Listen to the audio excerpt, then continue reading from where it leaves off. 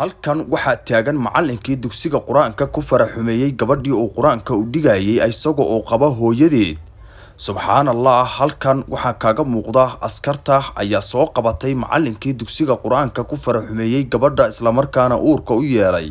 su'aalo ayaa la weydiinayaa, dadkuna waa ay wada ilmeeyeen. macallinkani waxa uu ku jawaabay kadib markii la yiri gabadhan aad hooyadeed qabto maxaa dugsiga inta u dhex gashato uurka ugu yeeshay.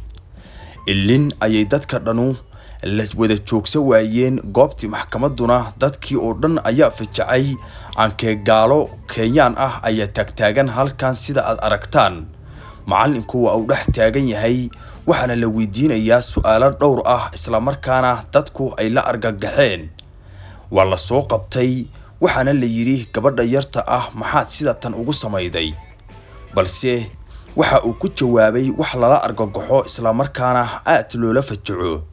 macallimiintii heer laga shakiyo ayaa la joogaa oo qof kasta macallin dugsi quraan uu maanta ka cararo.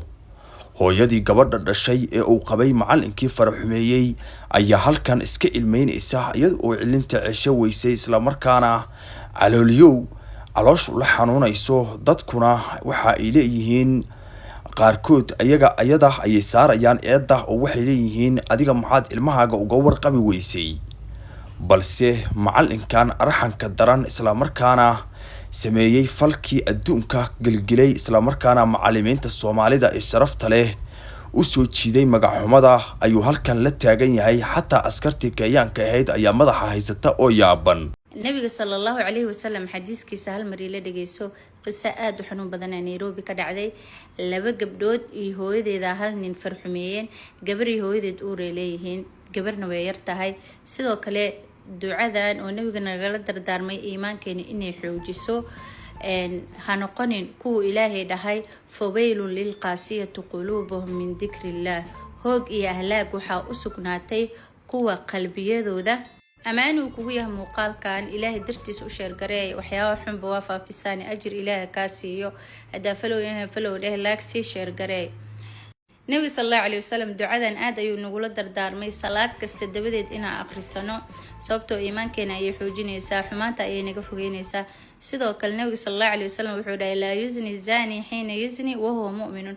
qofka zinaysanaya ma zinaysto asigoo mu'min dhameystiran asigoo iimaankiisa daciif ayuu zinaystaa. qiso aad u foolxumo badan ayaa Nairobi ka dhacday. hooyo ayaa laba gabdhood ee ayada dhashay nin ayada qabay la isticmaalay muddo 2 sano. hooyadana uur leedahay, gabadhina uur leedahay, ninka ayada qabay uur leedahay. subxaanallah, gabar kale 17 jir ahna uu ka farxumay jiray. inna lillahi wa inna ilayhi raaji'uun. ilaa musiibada sano uu keenin.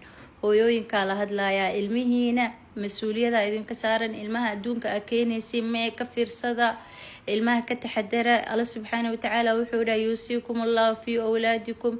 waxaa idinkala dardaarmay barbaarinta iyo wanaajinta ubadkiina. ma fahantay?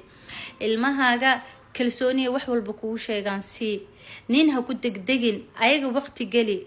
sidoo kale nabiga sallallahu alayhi wasallam Mucaad bin Jabal saxaabiga aad ayuu u jeclaay. wuxuu dhahay Mucaadow salaad kasta dabadeeda ha ka tagin ducadan sababtoo iimaanka ay ku xoojinaysaa. ducadana waa saan Allahumma a'inni ala dhikrika wa shukrika wa husni ibadatika. ilaahu igu kaalmeey inaan ku xuso oo ku mahadnaqo oo si wanaagsan ku caabudo. Allahumma a'inni ala dhikrika wa shukrika wa husni ibadatika. dhacdadan dhacdo ka xanuun badan waligay ma maqal mana maqli doonin. dhacdadan dhacdo ka xanuun badan inta Kenya ku sugnaa waligay ma maqal oo wallahi ah. waliba meeshan hadda aan ku sugana Nairobi oo in muddo ah aan joogay dhacdo noocan oo kala ah waligay ma maqal. aan caawa aan maqlay waxay ka dhacday xaafadda Tenka. waxaana sameeyay macallin dugsi oo macallinkaas ayaa sabab u noqday dhacdadan hadda aan ku sheegayo. adigana haddaad maqli doontid macallin dugsi aaminaad way kaaga dhamaan doontaa. inkastoo macallimiinta dugsiga aysan isku mid ahayn uu midkan yahay bahal. aniga aan kula hadlay dugsi waa soo dhigtay.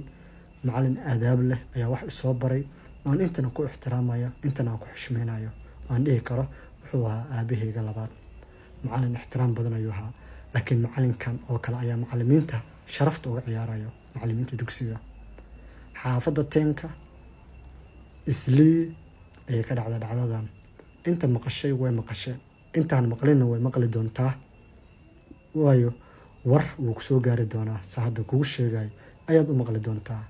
macalinkan dugsiga iyo xaas uu qabay ayay dhacdadan ka dhex dhacday.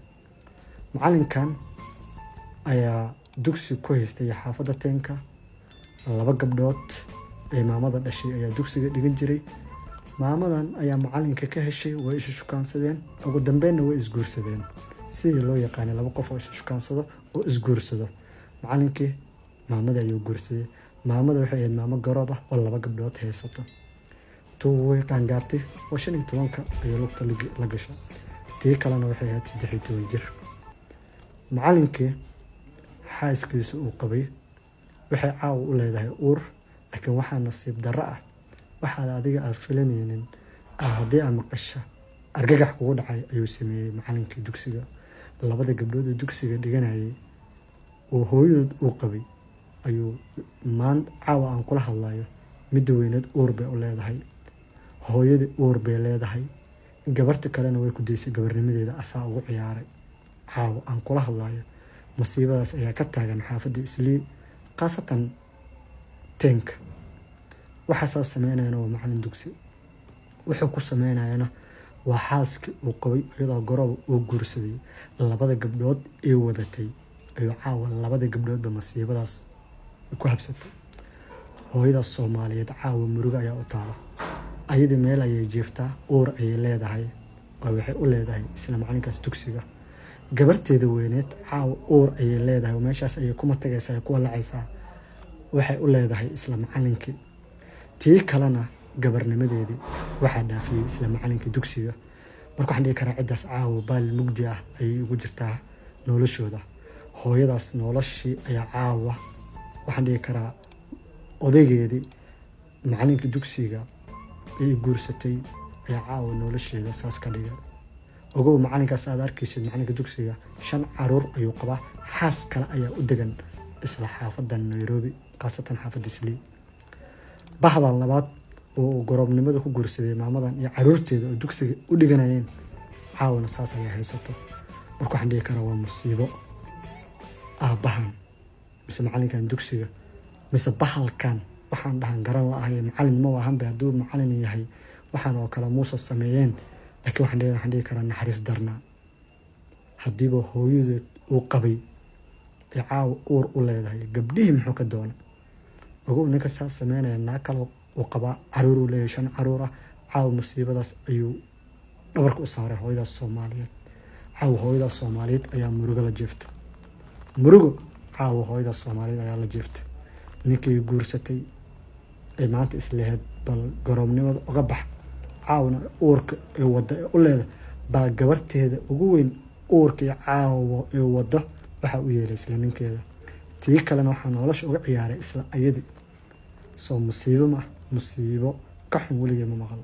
dhacdo noocan oo kale dhacdadii ugu adkeed aan xaafadda Islii ka maqlayay noqotay. wallahi waa musiibo. macallimiinta dugsiga sida hore ma ahan ay ka soo darayaan. waxaan idin leeyahay haddii gabdho idin dhigtaan dugsiyada qaar ka warqaba, haddii idin qabaanna ka warhaayo noloshan oo kale hadda dhacday. inkastoo macallimiinta ay isku mid ahayn, macallimiin wanaagsan ay jiraan, laakiin kan macallin maahan. waa musiibo, wallaahi musiibaan leeyahay. hooyada Soomaaliyeed ilaah u boogadhayo. wax kaloon dhihi kara malaha hooyada Soomaaliyeed. caawa ayada ugu murugo badan haddaan dhaho murugo. caawa qofkii ku habsatay maamadaas ay ku habsatay ayadoo uur leh, gabarta ee dhashay curudkeedana uur leh, tii kaloo nolosheeda lagu ciyaaray oo uu hal nin ku ciyaaro nolosheeda ayaa caawa xaafadda Islii. marka waxaan dhihi karaa waa nasiib darro. hooyada Soomaaliyeed waxaan leeyahay qalbiga Allah u qaboojiyo. macalinkaasna waxaan dhihi karaa macalin ma ahan, bahal waa bahalka noocaas oo kalena Allah idinka hayo. bahalka noocaas oo kale Allah idinka hayo. waxaan ku tilmaamaa garan lahay nin rag maahan, arxanna ma lahan. hadduu arxan leeyahay xaas oo qabo gabdho ee dhashay muusan damceen. marka waxaan dhihi karaa kaas arxan ma lahan.